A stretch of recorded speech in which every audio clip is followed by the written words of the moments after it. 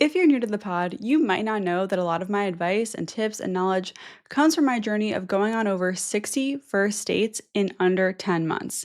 And today you're going to hear the most important lessons I learned in my journey so that you don't have to learn them the hard way like I did. Welcome back to Dating Intentionally. I'm Talia. I'm sharing no nonsense advice for navigating dating and relationships with confidence and ease, whether you've been dating for a while or you're just getting started. I believe dating can be fun, especially when you treat it like an experiment, which is basically what I did.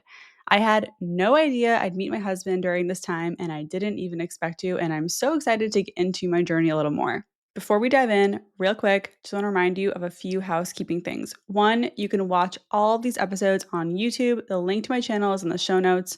Two, you can submit a question for me to answer in the pod in the link below. There's a little form there, or you can comment a question on this episode if you're listening on Spotify or watching on YouTube. Three, if you're enjoying the show, rating, following, and engaging with the podcast in any way helps other daters discover it. So thank you in advance for doing that. And if you've already followed and rated and all the things, thank you so much for doing that. Thank you for being here. Okay, let's get into it. So I am going to just give you a little backstory if you're new. Also, we could just catch up if you need a refresher. And then I'm going to get into 15 lessons that I learned in my journey. Let's go back to September 2021 when I started dating. I was 29. I was 3 months out of a big breakup.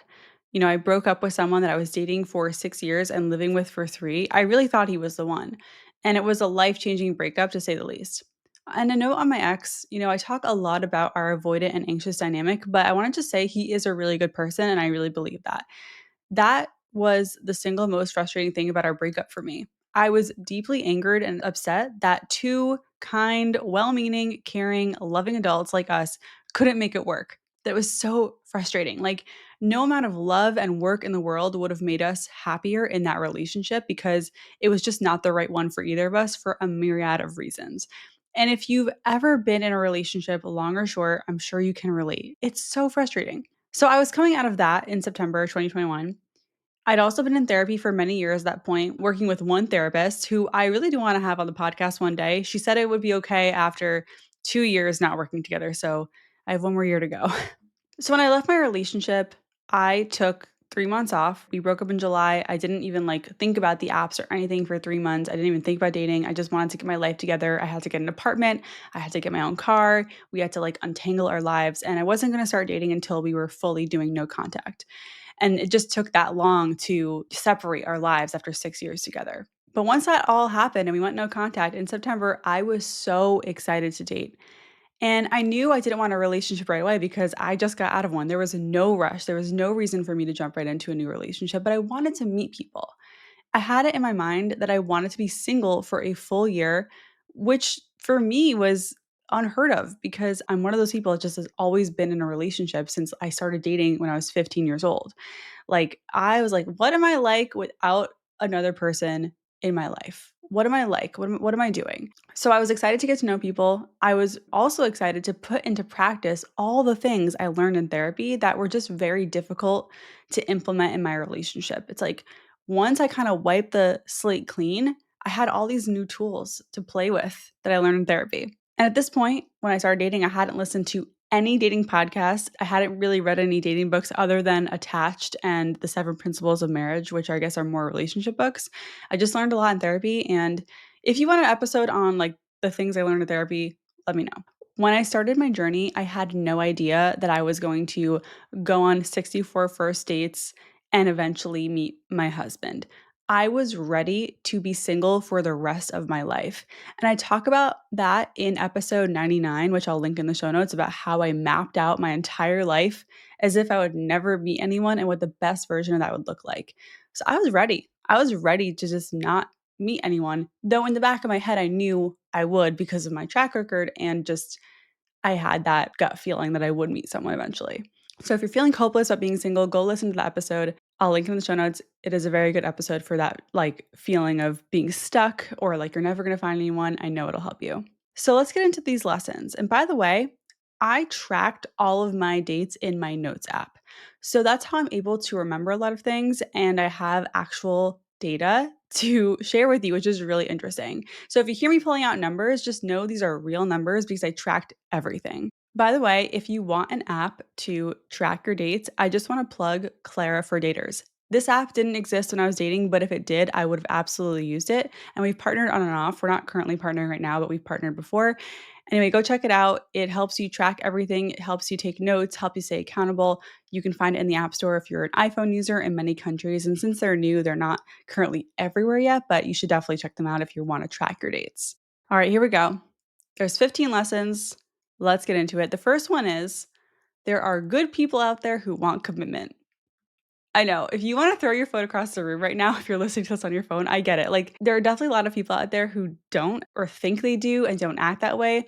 But what I learned, one of my biggest lessons was that there are good men out there who want to commit. And I'm also saying there are good women out there who wanna commit because I talk to them every day. But that was a very important lesson for me to learn, and I learned that because of the 64 people I met, I can confidently say 33 of them were ready and looking for something serious based on what they said and how they acted. That's about half the people I met. And of the 33 people that I'm thinking of, some of them I met when I wasn't ready or looking for a relationship, and some of them just didn't meet my needs or we just didn't hit it off, right?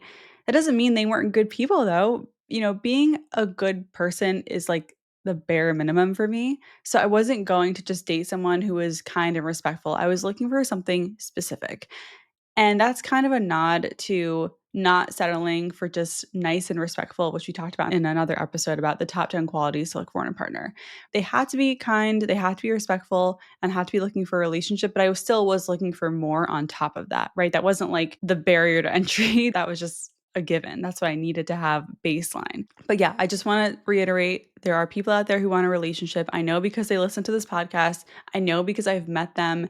And that was a very affirming lesson for me to learn. Like, there are people out there who want what I want, and my job is to date the way I want to be dated and show up and find someone to commit to, right? Like, believing and knowing there are people out there who want commitment. So, sub lesson on this one is the ones who don't want commitment are pretty easy to find, especially for guys. They tend to bring up sex early. So the ones who weren't seriously dating did a few things that tipped me off or showed me they weren't serious.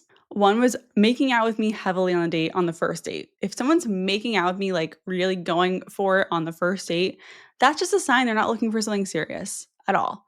Stopping short of begging me to come home with them, huge sign they're not looking for something serious. And also, that's very icky. Sexting me before or after the first date. Again, if they're bringing up sex before we spent more than 3 hours together, I know they're not looking for a serious relationship. And guys, if you're listening to this and I get it, like you want to hook up, you want to have sex, that's wonderful.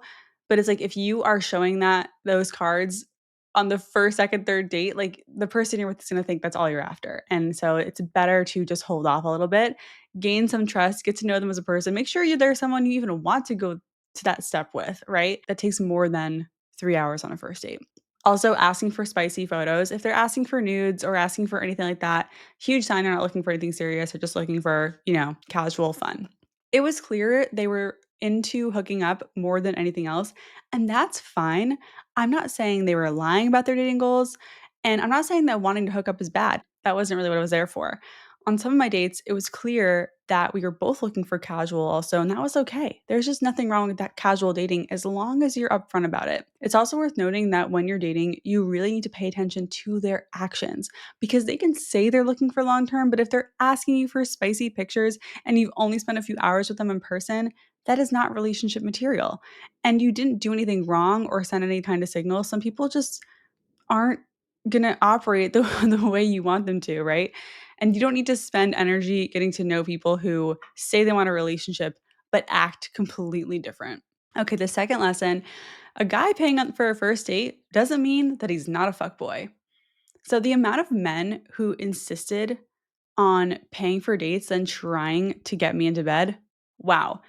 The number, by the way, is 10. So I can think of 10 guys in this period where I was dating who paid for our first date and subsequent dates and expected sex really early on or went for it and tried to hook up with me.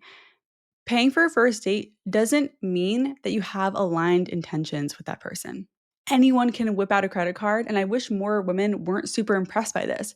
You don't have to be a nice person to take your credit card out of your wallet. You don't have to be someone who's looking for a relationship to pay for a date. Anyone can pay for a date, even if they don't even have money. Like, that's the thing that drives me crazy. It's like someone who can whip out a credit card on a date doesn't even mean they're good with money. It doesn't mean they're financially competent. It just means they have a credit card and they're using it on a date. It doesn't actually mean that much. And yeah, I learned pretty early that there are plenty of guys out there who were happy to pay for dates and then also happy to try to hook up with me. And we can't make paying for a first date or whatever mean they're serious because that's just not always the case. Okay, the third lesson, one of my favorite ones, if you're interested, show interest. This is so important. And here's a little story. I distinctly remember kind of in the middle of my journey dating a guy who was very kind and caring and nerdy, and he was just great. I'm sure he's found someone by now. He just wasn't my match. And I remember knowing logically he was a catch. And for many reasons, I felt myself kind of wanting to pull away. And looking back, it was probably because he was anxiously attached. That definitely made me less attracted to him in a way. I lean more avoidantly attached. So there's that kind of like, ooh, I could tell he's really getting in there, you know? But I remember thinking, like, no, Talia, if you're interested, show interest. And that's what got me to initiate texting, to ask him questions and all of that, even if I wasn't fully like on board yet, because I knew he was good. So I knew he was a good person. I knew he had a lot of qualities I was looking for. Even if I was feeling like I wanted to pull back, I relied more on the logic, right? Of like, okay, maybe I'm feeling like I need to pull back because he's a little anxious, but I also know this is someone who has a lot of qualities I want. So maybe I need to act in alignment with that part of myself. We ended up dating exclusively for over a month before, I realized I just wasn't done dating. I had the desire to see other people still. And he wasn't the match for me. But the lesson I took away was that if I wanted a relationship with someone who's caring and sweet, I had to do my part and show up. Like, this is my version of putting my money where my mouth is. I couldn't just say I wanted a relationship. I had to act like it too. And that meant showing interest in people I wanted to get to know more by initiating texting, responding to text promptly, hanging out with them, spending time with them in person, which is the most important. And of course, like asking questions, showing interest, even if it wasn't like fully, I wouldn't say it wasn't authentic, but it was like I had to kind of catch my feelings up to where my brain was in a way. And by the time I met Johnny on Hinge, this muscle was more developed. It was easier for me and more automatic for me to show interest and reciprocate when I met someone who aligned with what I was looking for, even if I didn't feel the chemistry, even if I didn't feel the spark, even if I wasn't immediately attracted to them. I was like, no, there was like a little radar of like, no, no, no, this is the kind of person you want, so you should show up. And that was the instinct I followed, but it took practice to get there. It's so important to do this because if you play texting games, if you're like playing kind of cat and mouse, hot and cold, if you're testing them to see when they're going to ask you and how they're going to ask you out, you're not showing interest. You're playing a game, and that's not going to attract the kind of partner you want. So shift the game playing to the if you're interested, show interest.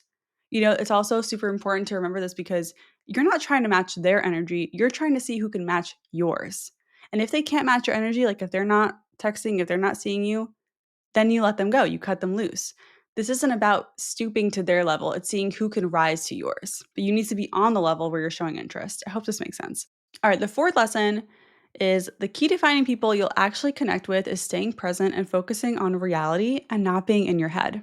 I know, easier said than done. But I think what I learned is that the more present I was on dates, like in the moment, really listening to everything they were saying and not thinking about how I looked, not worrying about if they liked me, not judging everything they say and twisting into some story about how it's going to be when we're married, right? Like just staying present in the moment, the more I could actually connect and get to know people and let the connections kind of like flow. Sometimes they didn't, right? Sometimes being present didn't always lead to connection because sometimes the person was just not the kind of person I was going to connect with because we just didn't have fun talking to each other. And that's fine. But like the more you're present, the more you are going to connect with people. And even in my relationship, I still find myself in my head telling stories to myself. And I'm aware of it now. And it's so much more easier to snap myself back in the present and be like, what is actually happening right now? And what do you think is happening? What is the story you're telling yourself? What are you trying to confirm with the story? What fear or anxiety is this story supporting? Right? That is what stops us from making connections to all these stories that we have. You're not going to get to know someone by telling yourself stories about them in your mind. You're going to get to know someone by being present, focusing on what they're saying, listening to them, and being curious, showing that curiosity and responding to what they're saying, right? Being in the moment. The fifth lesson is that the best first dates are usually simple. Of the 64 first dates I had, 42 of them were coffee or drinks or a walk. Something simple, right? Or like hanging out in a park. A first date is a vibe check, and it's easy to continue drinks or coffee, right? Like a drink or a coffee can turn into a meal if you're enjoying yourself. But it's good to start with something short and sweet. My first date in person with my husband was getting a beer, and then we walked around a little bit, and then we got boba, and then we walked more because we were enjoying it. It didn't have to end at the drinks. Also, like if I have more than 2 beers, like I will be drunk. So I had to just I'm like, "I'm sorry, I'm just a 1 beer girly." On the other side, I had some really bad dinner first dates.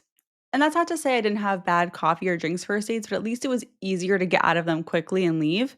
At dinner, I just feel so stuck. And yes, you can end a dinner early, right? You're not trapped in a dinner date ever. It's just, I think it's just a little harder to leave versus like, finishing your coffee and being like, well, I have to go walk my dog or like, I have to go do a call or something. At dinner, it's a little bit more difficult. So I think I really learned that first date is a vibe check. It's good if it's coffee or drinks.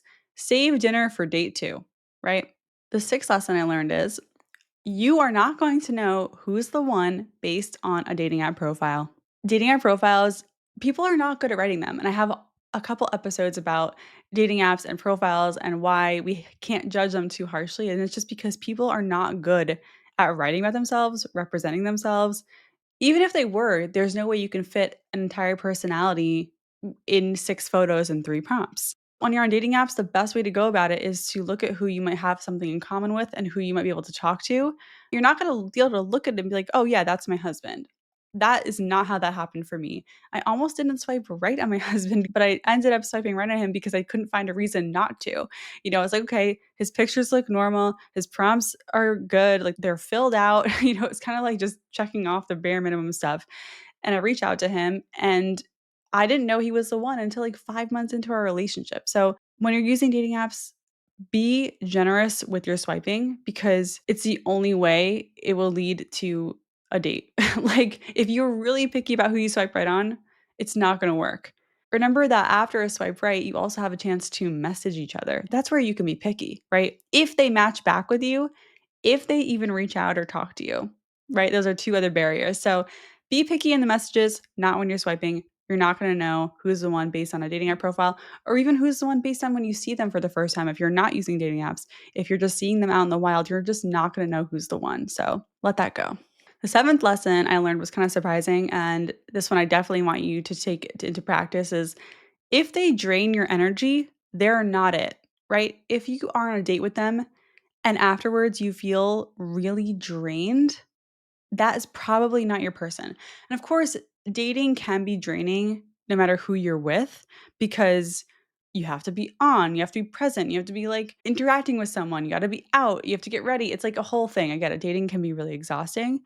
But if like you go on a few dates with them and they're just really exhausting you for some reason, they're probably not the right person. Like the right person for you is going to make you feel calm, at peace, like can be yourself, like you don't have to be on and all that stuff. So let me tell you a few examples. So the first guy I can think of, we went out maybe like 6 times and I thought he was attractive, like there were a lot of things about him I liked, but he was exhausting to talk to because he was so philosophical and I think there's a time and a place for that, but every conversation, like every topic turned to like a philosophical conversation, like a very like deep kind of heady, I don't know, conversation. And I'm sure there's a woman out there that really enjoys that, but it just was not me. I'm like, I cannot play in this sandbox with you. This is not my sandbox. The second guy I can think of, I met at my figure drawing meetup that I used to go to every weekend. And again, it's like this cute, shy guy in the club. And we talked a few times, we traded numbers, we hung out, we went on a date. And talking to him felt like dragging my feet through wet sand. It was just very laborious. And after that date, I took a nap and I never nap because it was just so exhausting. I knew that was not the right fit for me. And then there was another guy I could think of who I actually went on a first date with right after I had my first video call with Johnny, my husband. And this guy, he just really played devil's advocate through all our texts, through the whole date conversation. Everything was like he had to debate it. He had to kinda counter it. It's like, okay, that can be fun sometimes, like, to have a little playful banter and maybe a little disagreement. That makes sense, but for everything, I'm just like, "Oh my god, it's so tiring." And I remember having fun on our date, but after the date, I just remember we were texting, and it's like, "Man, like, texting this guy, it makes me angry because he's just looking for a debate, and it's so exhausting," and I knew he wasn't it. And finally, I can think of another guy who I went out with 3 times, who was really nice, but he was very insecure and that drained me. I learned I didn't want to be with someone who didn't believe in themselves and needed constant building up from me. And maybe he didn't, but every date he would put himself down multiple times. I guess my natural reaction to this was to build him up. And this just wasn't a dynamic I could thrive in. I mean, we all have imposter syndrome and insecurities, and that's, of course, normal. But when it's like, I feel like I need to like hold you up constantly, it just wasn't gonna work for me. So, yeah, in conclusion, for this one, if you feel drained being around them, they're probably not the best match for you. On the other hand, like with my husband, I could hang out with him. I mean, I do hang out with him every day. And, we've been together, like we've spent time together every single day for like 5 months in a row. And it was like, wow, we weren't apart that whole time. And he went on a business trip. And it's like, wow, we've been hanging out, seeing each other every single day for 5 months. I'm like ready for 5 more years. Obviously we're married. Like that's the point. But I love being around him and it makes me feel all the good things I want to feel. All right, the eighth one is texting all day feels like a connection, but it's a false sense of intimacy. So there were a few people I met who I texted all day for like a week or more. And I couldn't retain one thing they told me. There was not one piece of information they shared with me that went stuck in my brain from the texting.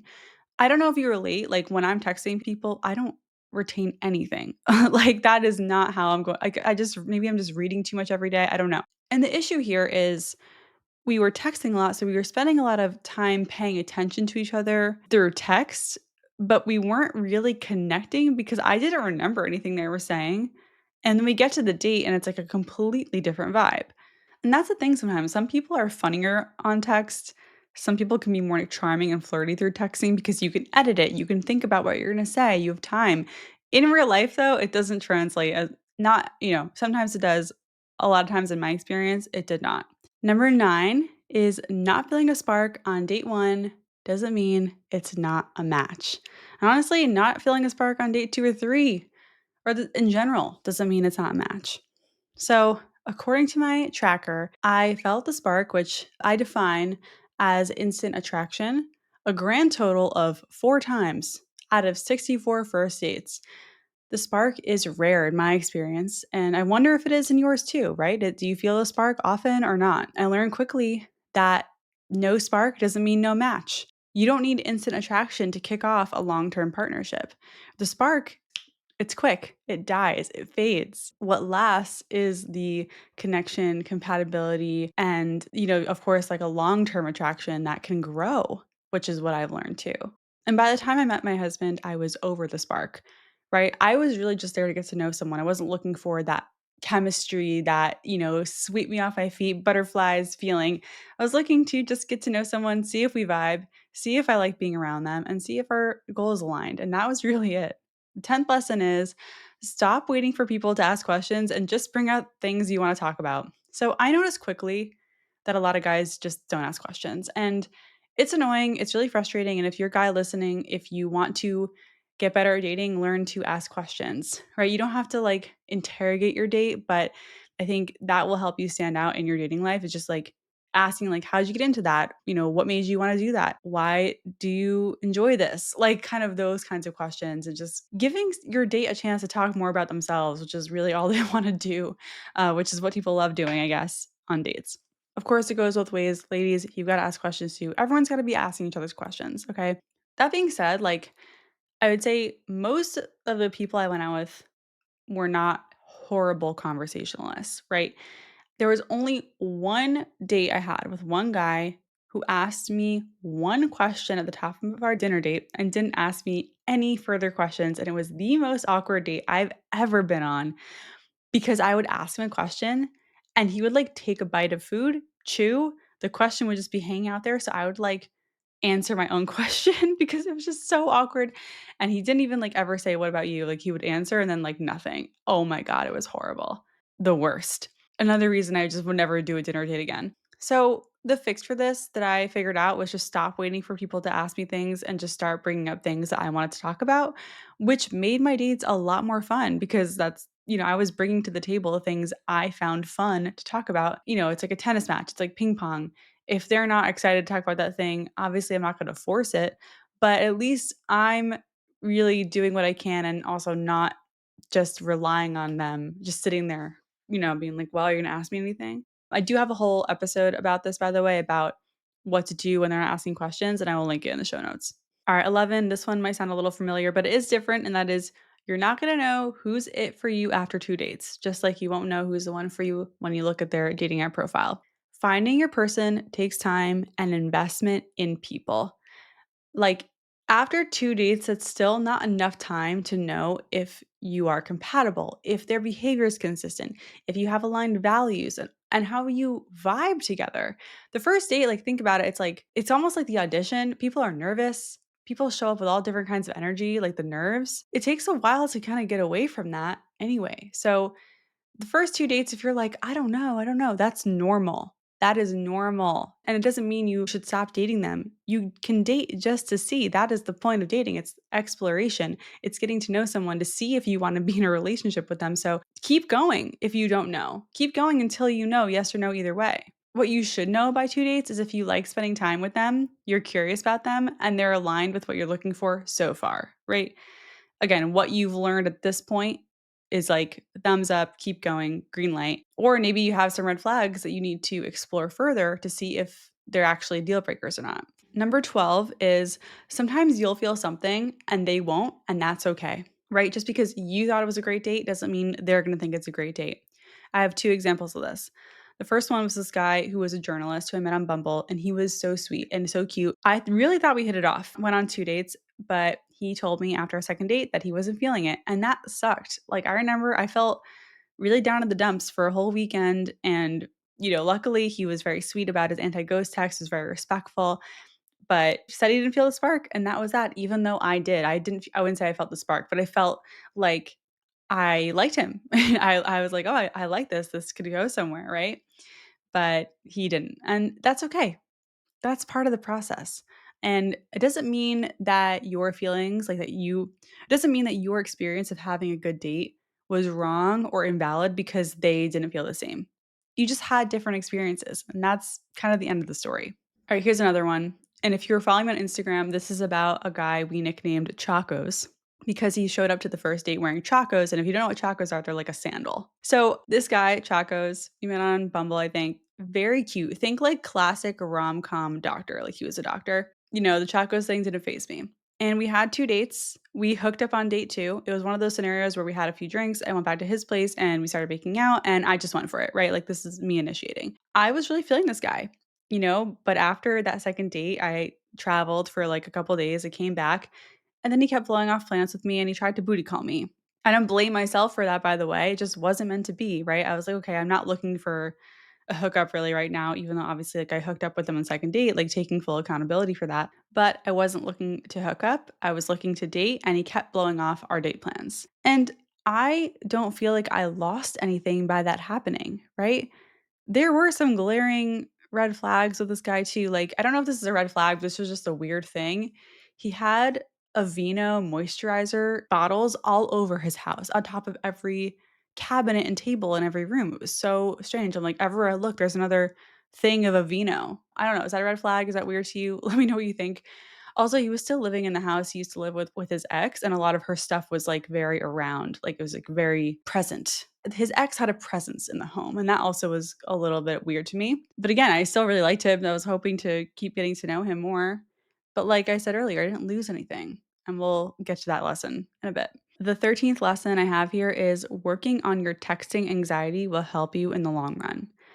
So I was messaging with a listener yesterday, and she said she's been dating a guy for a while, but the texting has slowed down, a tale as old as time. And I basically said that we need to recognize texting for what it is, another source of dopamine our brains get addicted to. And if someone is seeing you and making plans with you, The texting frequency doesn't matter as much. Texting a lot early on isn't sustainable, and the sooner you wrap your head and your heart around this, the better. It wasn't just about being busy. I learned to be more present in other areas of my life. Like when I was working, I was working. I wasn't texting with people.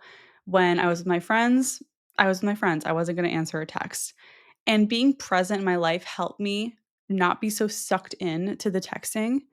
When I met my husband, like, we only texted, like, once every few days before we met in person because, again, like, you can't just dive into texting for a month and then expect that to sustain when you haven't even met. There's no investment, there's no reason, there's no foundation. So, like, yes, our texting tapered off as we got into a relationship, but now obviously we're married. We barely text each other because we live together.